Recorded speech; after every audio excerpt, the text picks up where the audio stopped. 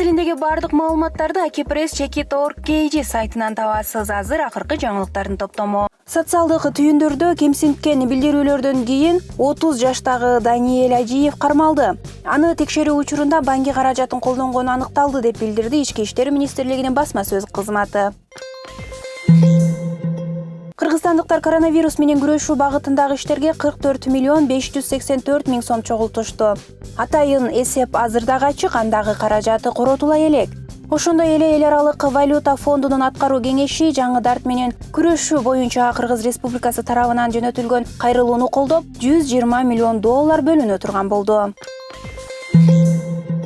Ош облусунда 23 жаштагы келиндин денеси асынып турган жеринен табылды.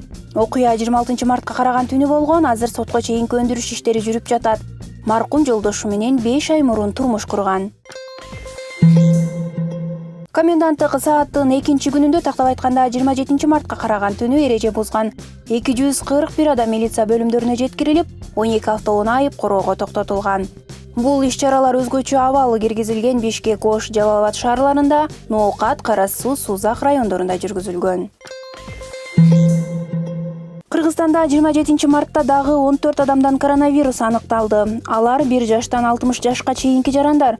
Муну менен Кыргызстанда жалпы 58 адамдан коронавирус аныкталып, дарыланып жатышат. Чет өлкөлөрдөгү кыргызстандыктар тууралуу айтсак, Сауд Арабияда Кыргызстандын 1 жараны, Испанияда 1 жараны жана Пакистанда 3 жараны коронавирустан дарыланууда. Бардык маалыматтарды уюлдук телефондон эле окусаңыз болот. Ал үчүн баракелде мобилдик тиркемесин көчүрүп алыңыз.